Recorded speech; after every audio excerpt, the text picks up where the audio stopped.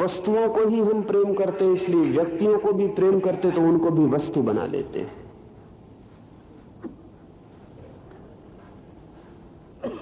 दूसरा प्रेम व्यक्तियों का जो प्रेम है वो कभी लाख में एक आदमी को मैंने कहा उपलब्ध होता है। व्यक्ति के प्रेम का अर्थ है दूसरे का अपना मूल्य है, मेरी उपयोगिता भर मूल्य नहीं है उसका। यूटिलिटेरियन, मैं उसका उपयोग कर लूं इतना ही उसका मूल्य नहीं है, उसका अपना निज मूल्य है। वो मेरा साधन नहीं है, वो स्वयं अपना साध्य है।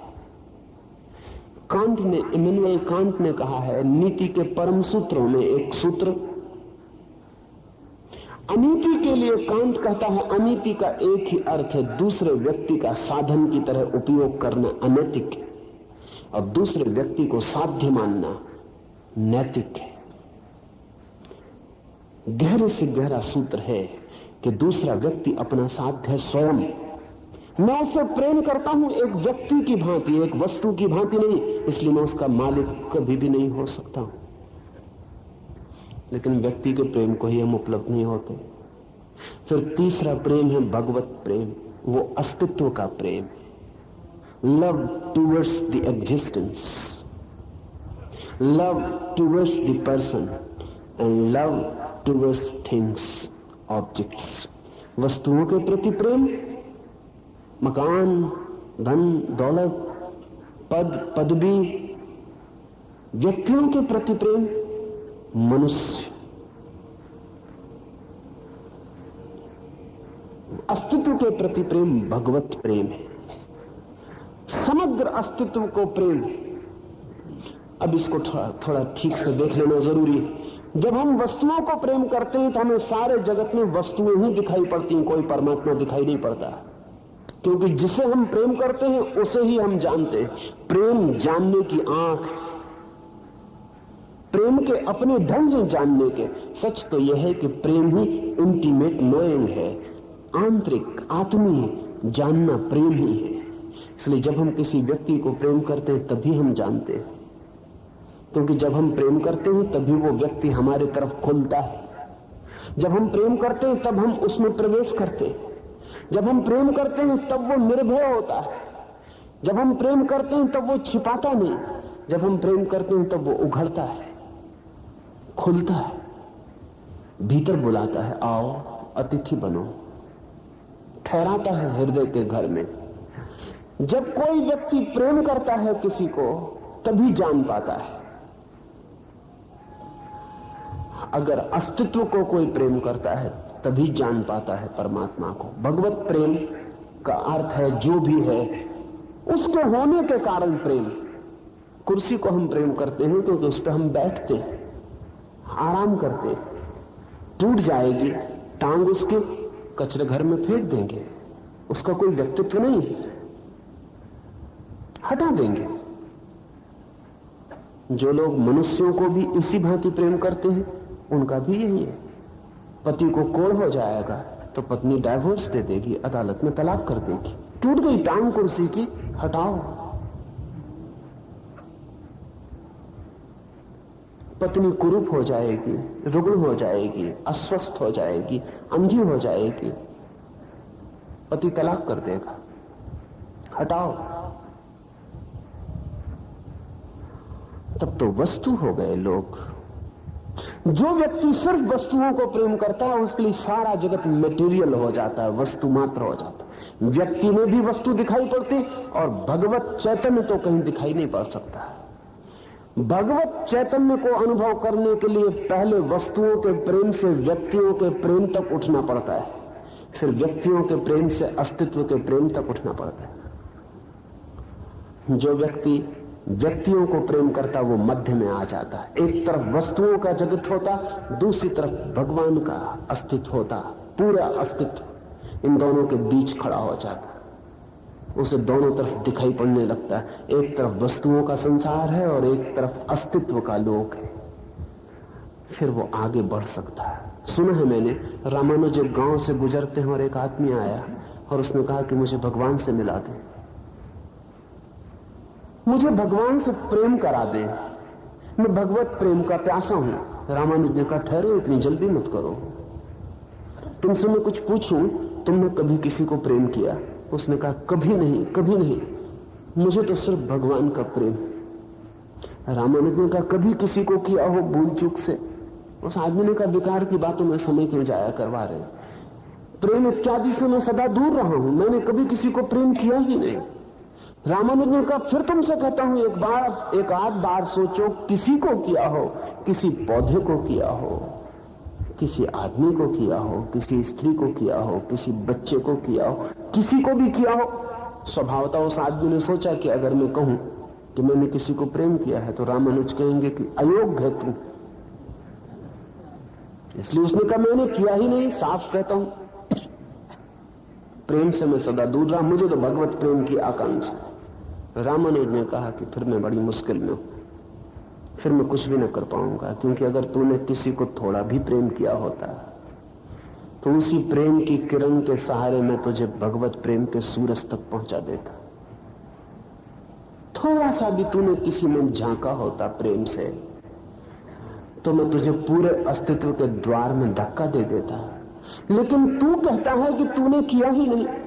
ये तो ऐसे हुआ कि मैं किसी आदमी से पूछूं कि तूने कभी रोशनी देखी, दिया देखा, मिट्टी का दिया जलता हुआ देखा?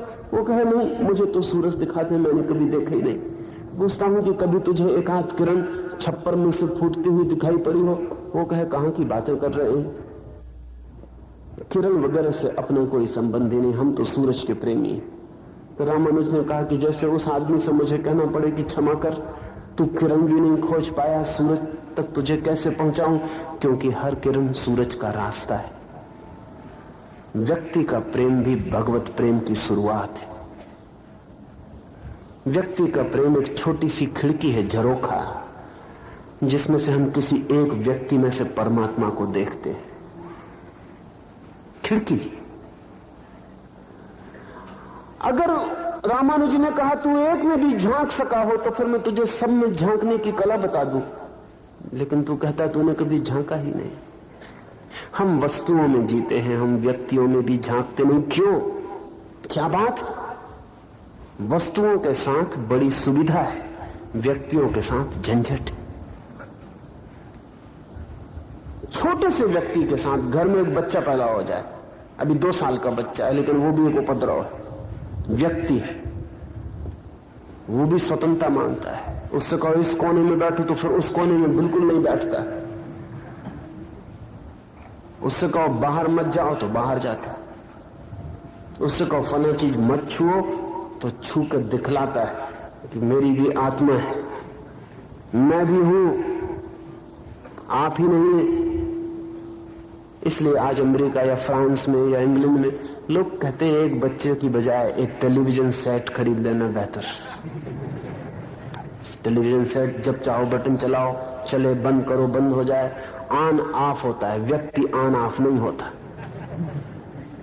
उसको आप नहीं कर सकते ऑन ऑफ। एक छोटे से बच्चे को मां दबा दबा कर सुला रही, ऑफ करना चाह रही, वो ऑन हो जा रहे, वो कह रहे कि नहीं अभी नहीं सोना। छोटा सा बच्चा भी इनकार करता है कि उसके साथ वस्तु जैसा व्यवहार किया जाए। उसके भीतर परमात्मा है। व्यक्ति से प्रेम करने में डर लगता है क्योंकि व्यक्ति स्वतंत्रता मांगेगा। वस्तुओं से प्रेम करना बड़ा सुविधापूर्ण है, स्वतंत्रता नहीं मांगते। तिजोरी में बंद किया, ताला डाला, आराम से सो रहे हैं। रुपए तिजोरी में बंद है, न भागते, न निकलते, न विद्रोह करते, न बगावत करते, न कहते कि आज इरादा नहीं चलने का हमारा, आज नहीं चलेंगे।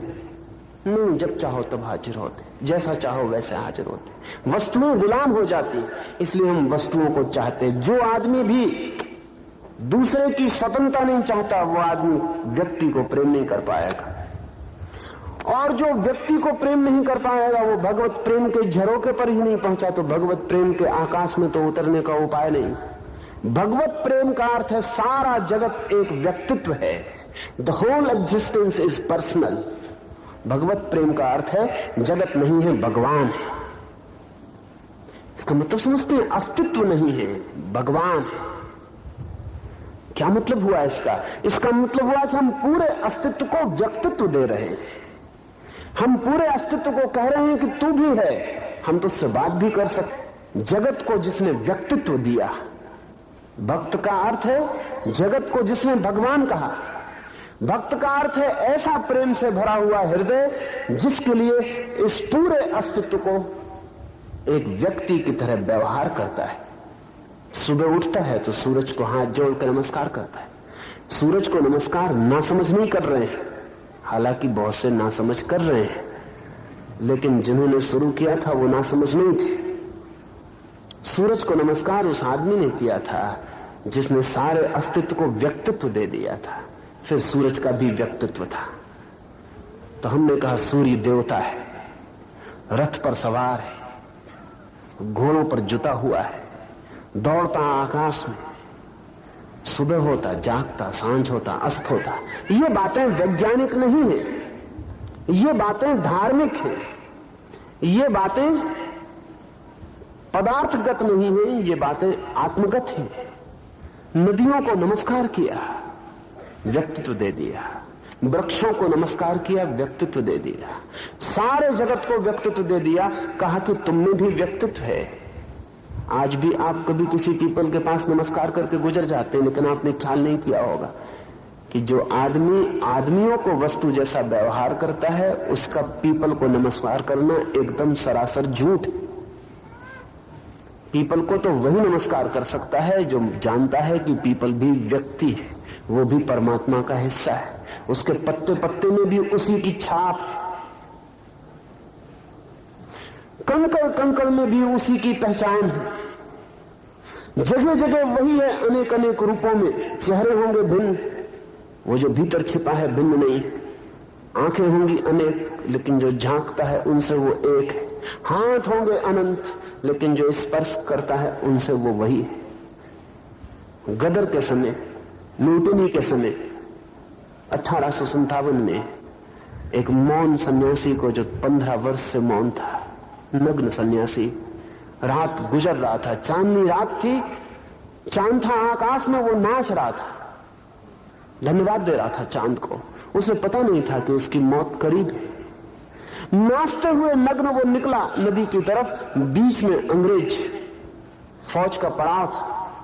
फौजियों ने समझा कि कोई जासूस मालूम पड़ता है। तरकीब निकाली इसने कि नग्न होकर गीत गाता हुआ फौजी पड़ाव में से गुजर रहा। उन्होंने पकड़ लिया और जब उससे पूछताछ की और वो नहीं बोला, तब शक और भी पक्का हो गया कि वो जासूस है। बोलता क्यों नहीं? हंसता है, मुस्कुराता है, नाचता है, बोलता क्यों नहीं? मैंने कहा गीत गाता हुआ, वाणी से नहीं। ऐसे भी गीत हैं जो प्राणों से गाए जाते, ऐसे गीत हैं जो शून्य में उठते और शून्य में ही खो जाते। वो तो मौन था, शब्द से तो चुप था, पर गीत गाता हुआ, नाचता हुआ, अपने समग्र अस्तित्व से पूर्णिमा के चांद को धन्यवाद देता हुआ। सिपाहियों ने कहा कि बोलता क्यों नहीं है? मुस्कुराता है, आंखें कहती हैं, गाता है, नाचता है, बोलता क्यों नहीं? बेईमान है, जासूस है। उन्होंने भाला उसकी छाती में भोंक दिया। उस सन्यासी ने संकल्प लिया हुआ था कि एक ही शब्द बोलूंगा, आखिर का एक शब्द इस पार बोलकर विदा हो जाऊंगा। कठिन पड़ा होगा उसको कि क्या किल पड़ा होगा, एक ही वाक्य बोलना है अंतिम। छाती में घुस गया भाला, खून के फवारे बरसने लगे। वो जो नाचता था हृदय मरने के करीब पहुंच गया। उस सन्यासी ने कहा, तत्वमसि श्वेतकेतु, उपनिषद का महावाक्य। उसने कहा, श्वेतकेतु तू भी वही है, दैट आर्ट दाउ, तू भी वही है। नहीं समझे होंगे वे अंग्रेज सिपाही, लेकिन उसने उस सिपाही से कहा, तू भी वही है, तत्वमसि। उस अंग्रेज सिपाही से जिसने उसकी छाती में भोंका भाला, उससे उसने कहा, तू भी वही है। इस खिड़की में से भी वो उसी को देख पाया। इस भाला भोंकती हुई खिड़की में से भी उसी का दर्शन हुआ। भगवत प्रेम को उपलब्ध हुआ होगा तभी ऐसा हो सकता है, अन्यथा नहीं हो सकता है। भगवत प्रेम का अर्थ है सारा जगत व्यक्ति है, व्यक्तित्व है जगत के पास अपना, उससे बात की जा सकती, इसलिए भक्त बोल लेता उससे। मीरा पागल मालूम पड़ती है दूसरों को, क्योंकि वो बातें कर रही है कृष्ण से। हमें पागल मालूम पड़ेगी क्योंकि हमारे लिए तो वस्तुओं के अतिरिक्त जगत में कुछ भी नहीं, व्यक्ति भी नहीं है, तो परम व्यक्ति तो होगा कैसे? लेकिन मीरा बातें कर रही है उससे। सूरदास उसका हाथ पकड़ के चल रहे, आदान प्रदान हो रहा, डायलॉग, चर्चा होती, प्रश्न उत्तर हो जाते, पूछा जाता है, प्रतिसंवाद हो जाता है। व्यक्ति जब जीसस सूली पर लटके और उन्होंने ऊपर आंख उठा के कहा कि हे प्रभु माफ कर देना इन सबको, क्योंकि इन्हें पता नहीं कि ये क्या कर रहे हैं, तब ये आकाश से नहीं कहा होगा। आकाश से कोई बोलता है, ये आकाश में उड़ते पक्षियों से नहीं कहा होगा, पक्षियों से कोई बोलता है। भीड़ खड़ी थी नीचे, उसने भी आकाश की तरफ देखा होगा, लेकिन आकाश में चलती हुई सफेद बदलियों के अलावा कुछ भी दिखाई नहीं पड़ा होगा। नीला आकाश खाली और शून्य, हंसे होंगे मन में कि पागल है। लेकिन जीसस के लिए सारा जगत प्रभु है। कह दिया क्षमा कर देना इन्हें, क्योंकि इन्हें पता नहीं कि ये क्या कर रहे हैं। भगवत प्रेम हो तो व्यक्ति और परम व्यक्ति के बीच चर्चा हो पाती, संवाद हो पाता, आदान प्रदान हो पाता है, और उससे मधुर संवाद, उससे मीठा लेन देन, उससे प्रेमपूर्ण पत्र व्यवहार और कोई भी नहीं। प्रार्थना उसका नाम है, भगवत प्रेम में वो घटित होती है। तो कृष्ण कहते हैं संशय मुक्त भगवत प्रेम से भरा हुआ व्यक्ति इस लोक में भी आनंद को उपलब्ध होता, परलोक में भी। संशय से भरा हुआ, भगवत प्रेम से रिक्त, इस लोक में भी दुख पाता, उस लोक में भी। दुख हमारा अपना अर्जन है, हमारी अपनी अर्निंग है, हमारा अपना अर्जित है दुख। दुख पाना हमारी नियति नहीं, हमारी भूल है। दुख पाने के लिए हमारे अतिरिक्त और कोई उत्तरदायी नहीं, और कोई रिस्पॉन्सिबल नहीं है। दुखी हैं तो कारण है कि संशय को जगह देते हैं, दुखी हैं तो कारण है कि व्यक्ति को खोजा नहीं, परम व्यक्ति की तरफ गए नहीं।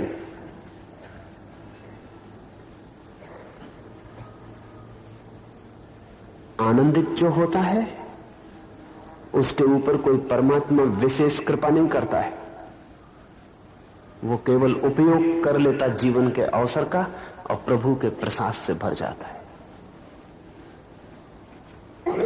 गड्ढे में वर्षा होती है तो गड्ढों में पानी भर जाता और झीलें बन जाती। पर्वत के शिखरों पर भी वर्षा होती है, लेकिन पर्वत के शिखरों पर झील नहीं बनती, पानी नीचे बहकर गड्ढों में पहुंच के झील बन जाता। पर्वत शिखरों पर भी वर्षा होती है, लेकिन वे पहले से ही भरे हुए, उनमें जगह नहीं है कि पानी भर जाए। झीलों पर वर्षा होती तो भर जाता है, झीलें खाली है इसलिए भर जाता है। जो व्यक्ति संशय से भरा है, भगवत प्रेम से खाली है, उसके पास संशय का पहाड़ होता।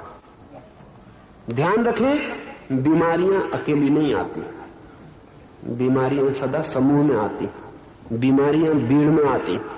ऐसा नहीं होता कि किसी आदमी में एक संशय मिल जाए, जब संशय होता है तो अनेक संशय होते हैं। संशय भी भीड़ में आते हैं, एक नहीं आता। स्वास्थ्य अकेला आता है, बीमारियां भीड़ में आती, श्रद्धा अकेली आती है, संशय बहुवचन में आते। संशय से भरा हुआ आदमी पहाड़ बन जाता संशय का, उस पर भी प्रभु का प्रसाद बरसता है, लेकिन भर नहीं पाता। संशय मुक्त झील बन जाता, गड्ढा खाली शून्य प्रभु के प्रसाद को ग्रहण करने के लिए गर्भ बन जाता, स्वीकार कर लेता। इसलिए ध्यान रखें, निरंतर भक्तों ने अगर भगवान को प्रेमी की तरह माना तो उसका कारण है। अगर भक्त इस सीमा तक चले गए कि अपने को स्त्री भी मान लिया और प्रभु को पति भी मान लिया, तो उसका भी कारण।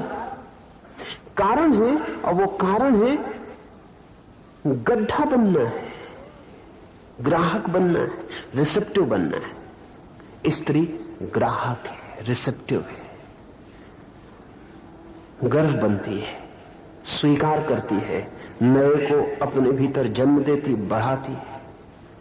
अगर भक्तों को ऐसा लगा कि वो प्रेमिकाएं बन जाएं प्रभु की, तो उसका कारण है इसीलिए कि वे गड्ढे बन जाएं, प्रभु उनमें भर जाए। लेकिन जो अहंकार के शिखर हैं वे खाली रह जाते हैं, और जो विनम्रता के गड्ढे हैं वे भर जाते हैं। प्रभु का प्रसाद प्रतिपल बरस रहा है, उसके प्रसाद की उपलब्धि आनंद है, उसके प्रसाद से वंचित रह जाना संताप है, दुख है।